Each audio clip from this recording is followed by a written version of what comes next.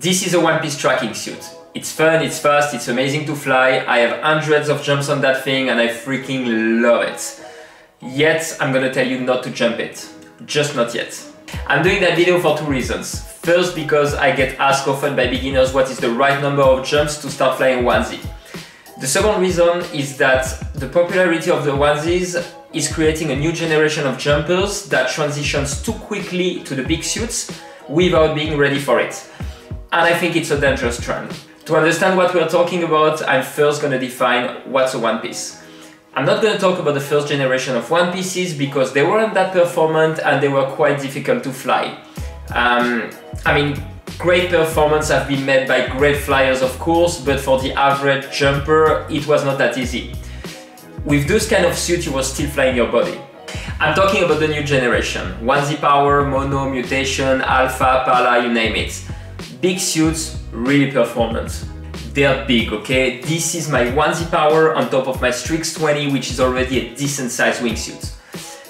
People now have a quite reasonable approach of wingsuit flying because they respect the size and power of these suits, but they still underestimate the size and power of the big one pieces. Here you are no longer flying your body, you are flying the suit, and sometimes you are being flown by the suits. There's been hundreds of debates on the internet to know if a one piece was a tracking suit or a wingsuit or a hybrid. People are arguing about if it's designed by the size, the shape, the definition of the FAA. Who gives a fuck?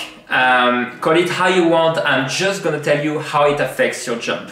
At the exit, unlike a wingsuit, they still allow freedom of movement, but they're not as comfortable as a two-piece. Booties can be a bit more tricky to run on certain terrains. Also, the suits are well adjusted to you, so with some brands you can't get the full arm extension, with other brands you're a bit blocked at the level of the knees.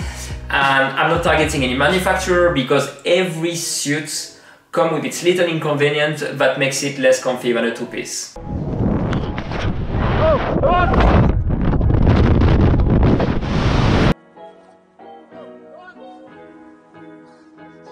And if you fuck up your exit, of course, all this extra fabric is gonna affect your recovery and make it more tricky than with a smaller suit.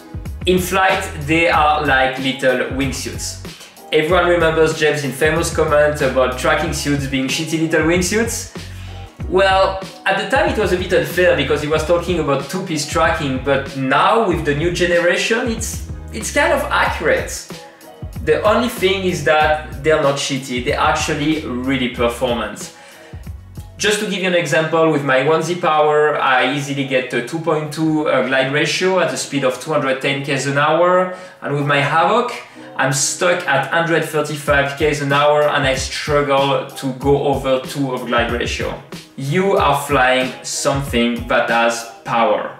For the opening, pilot chute is still easy to reach. Of course, I've seen people going into asymmetrical push because they were rushing, and because it's a big surface you can end up in line twist, but overall there is no difficulty for pitching. So we have something that offers you comfort, freedom of movement, easy access to the pilot chute, but it's still less comfortable than a two-piece and it performs like a wingsuit. And it's going to take you to certain exit points on certain terrains where you need to make the same decisions that in wingsuit flying.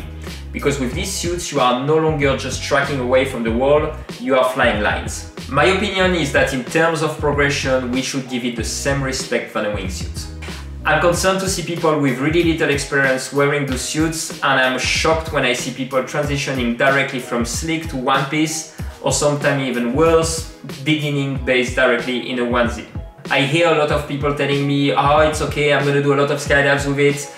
First, it's not true because you're all a bunch of flyers that are gonna go send it after 2 skydives. More importantly, it's irrelevant because in big mountain flying, what matters is your base jumping experience. To fly in big mountain environment, you need 3 things: control, performance, good decision making. Everyone gives attention to control and performance. People come with the best intention, they skydive their suit a lot to make sure they're stable. Then they go to Brento, they ask for coaching, and then they get the performance. They fly all the way off the landing, they think they have achieved the best progression, and then they go on real big jumps, and that's when they fuck up. Guys, control and performance is the easy part. Modern suits are really easy to fly. They're pressurized quick, they're super stable, and they naturally put you in the correct angle. You do a few skydives, you get the stability. You do a few jumps in Brento with a debrief of someone experienced and boom, you're performant. It's not a big deal. Decision making in flight is what kills people. And decision making in flight is really hard because you quickly need to make the correct assessment and the correct decision. Correct assessment. Am I fast? Am I slow? Is my speed consistent? How much altitude am I going to lose in the turn? Can I make it past this obstacle? Just like a plane, but you have no instruments, so you need to teach to your body how to feel what's happening, and this is experience. Correct decision. Where is my last window to open before committing to the no-pull zone? Should I glide? Should I sacrifice some glide to get more speed? Sometimes higher is safer, but sometimes lower with more speed is safer. In which situation am I now? You have no engines to regain altitude and you need to make decisions really quickly. You're evolving at high speed, close to terrain, with changing aerology, without instruments, and in just a couple of seconds you have to feel, analyze, decide and execute. And there is no time to overanalyze in base jumping. You need to take immediate decisions, and to take immediate decisions you need to have developed immediate situation identification, automatic responses to problem and muscle memories to execute your decisions. And this you gain through a little bit of planning and a lot of experience. Now, many of you are going to ask me why not gain that experience directly with the one piece instead of going through the two-piece progression. The first obvious reason is that more power means more problem when shit hits the fan. You don't learn to ride a bike on a GSX-R. The second reason is that mistakes are more visible in a two-piece, so they're easier to deal with. Just an example. Let's say that I'm stalling my suit on a talus that requires 2 of glide ratio.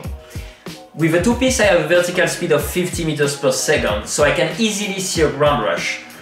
Therefore it's obvious that I'm not making it past the talus, and it's obvious that I need to pull. The ground rush is aggressive, so even with a beginner's eye, it's easy to make the correct assessment and the correct decision. With the one piece I have a vertical speed of 20 meters per second. And at that speed, on the talus, I don't have a ground rush because I'm progressively approaching the terrain. It's something you can notice with experience, but with a beginner's eye, you're only gonna notice when the visuals become aggressive. And when the visuals become aggressive, you're already in the no-pull zone. The lack of ground rush makes the assessment difficult, and once you get there, your options are to either emergency pull and instantly crash,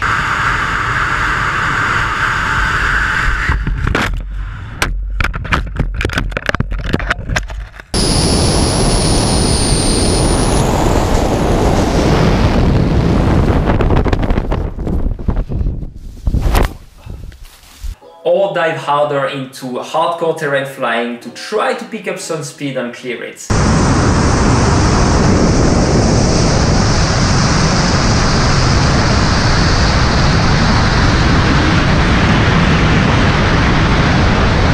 Trust me, those are hard decisions to make. The visuals of those videos are quite aggressive, but most of the time the worst close calls are not that impressive, which makes them really hard to identify. Let's give a practical example with a textbook jump we have in France. It's called Moller and it's a death trap for one piece because the angle of the terrain matches with the average glide ratio of a one piece. Then it becomes slightly flatter and finally offers a last short drop before the landing. The beginning of the flat section is marked by a power line. The decision to continue all the way to the landing must be taken before the power line. After that, you're entering in the no-pull zone. Past this point, you need to make it all the way to the end so the last drop gives you the altitude to open. Otherwise, you're screwed. On this jump, we always see the same incident happening. The jumper exits, have a good track for the first part of the jump, then commits to the no-pull zone, and there the flatter terrain makes him want to glide more. This results into burning the energy, stalling the suit and emergency pulling the terrain. We can see it on this video. The jumper exits, at the beginning his track is good, he's arriving to the power line and is quite high. So he decides to continue. But he had already burned most of his energy during the first part of the jump instead of keeping some for later. He's now on the flatter part of the terrain, but he's losing speed and stalling his suit. Visually it's not impressive, but you can already see he's done, and low pull.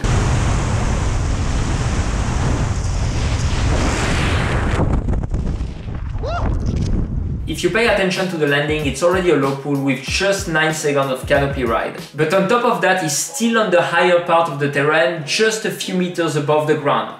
Without that steeper slope, it would have probably impacted during inflation. So there is a difficult assessment because you need to take your decision early when you're still high and far and so many things could change. There is also a difficult decision because you need to go against your instinct and keep sacrificing altitude to gain more speed in order to have some energy to make it till the end. Incidents of this jump happen all the time. Countless near misses, low pulls, tree landing and carnage. Yeah, fuck David's advice! We also sadly lost an experienced French tracker there last year. And there are so many close calls that stayed unnoticed because people don't have the special awareness to see them. There are so many death traps like this in One Piece, and as you can see, they're really hard to notice. And this is why you need to use the two-piece to experience things at a noticeable level with easy decisions, so you train your brain to identify the traps and react to them. It's important that you solve these easy problems many times on different exits with different visuals, and that you repeat that process until you've created automatic responses. And then you can take a one piece and you can deal with the same problems at an increased difficulty. Calibrate your eye, train your mind, build up muscle memory. Last reason why you should jump a two-piece is that if you transition too quickly to the one piece, you're gonna miss out on so much fun! Remember the bike analogy that I was using earlier. Not only it's unsafe to learn riding directly on a GSXR, but fuck, remember like when you were a kid and you were riding your bicycle, how much fun you were having, you know, like riding, crashing, trying a wheelie without paying 5,000 bucks because you crashed. You learned so much from that period and you had so much fun that it would have been a shame to skip it. And it's the same with the two-piece. There are so many cool jumps to do. Aerials, big badass running exit, linked exit, all the stupid, silly, fun mess that you don't do in a one piece. And of course some people do it with the one piece, but 99% of the jumpers won't. One piece is like wingsuit. You focus on having a good start and flying a line. Once you engage into that direction, you stop doing all the silly jumps. You just become a nerd that analyzes his GPS tracks. It's what happened to me. I mean, 8 years ago, I would go back to the bar to watch the footage of a stupid jump where we try to put a dildo inside a banana. And now I just go and I start my laptop to go on Skyderby and look at my tracks. And it's fine because I've experienced the cool shit before. And I'm glad I did, and I can now experience something new, but I would have missed out so much if I didn't do all that fun stuff before going to flying lines. I often hear people telling me that they want to go to the onesie because they're bored in a two-piece. Man, if you're bored jumping from a cliff with your friends, the problem is not the suit, the problem is you. I mean, there are incredible jumps and lines to do with a two-piece, and you won't hear about them if you just stay on your local cliff using a flight site. Enjoy the process, because if you're goal-driven, what are you gonna do once you reach your goal?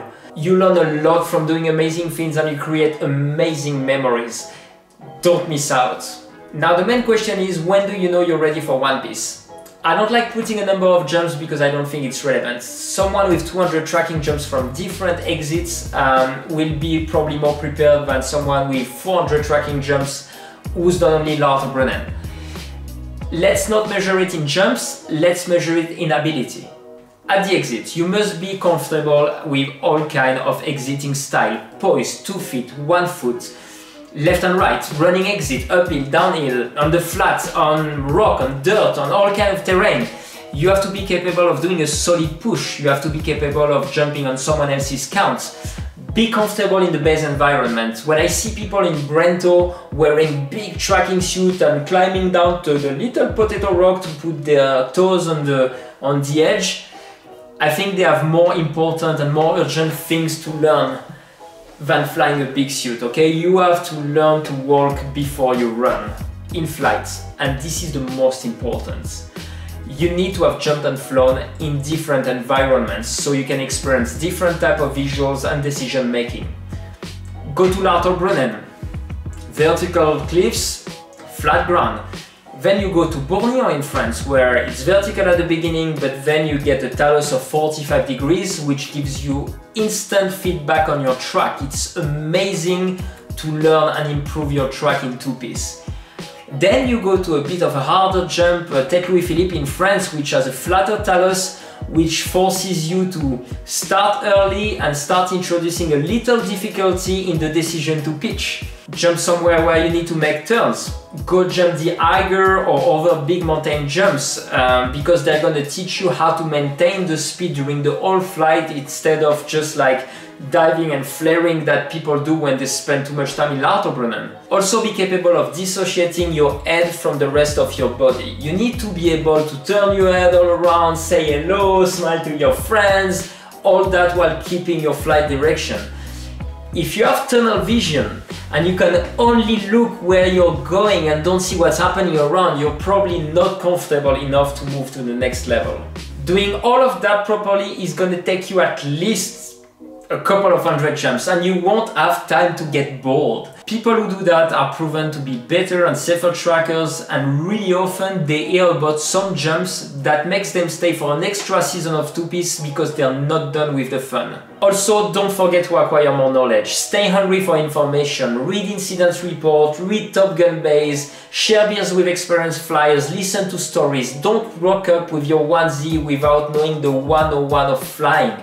What's a stall, what's a flare, what's the angle of attack, what's the rubber band analogy, how you plan a flight, etc. If your plan is just to fly in a straight line out of Brento, all of that might sound a bit excessive, and yeah, of course you can survive without all of that experience. But if you have ambition to do something more interesting, give yourself the time to learn. Don't rush, enjoy the whole process because it's fun and it will take you on great adventures. And when you will start flying a one piece, you rock up at the exit solid because you'll be in control, knowing exactly what you're doing. I had 500 tracking jumps when I started flying one piece, and I had 1300 base jumps when I put a wingsuit on for the first time. And I didn't take it slow on purpose, but I was just so busy into experiencing like different stuff and having fun that I didn't have time to do the rest. And fuck man, I can promise that I was never bored. Of course, this is just my opinion and you might find some jumpers that think differently, but this is all part of the learning process. Listen to different opinions, listen to the arguments that back up those opinions, take the good from everything you hear, the different perspective, and create your own path. Good luck, I wish you all happy jumps, heaps of fun and safe landings, whatever suit you're wearing.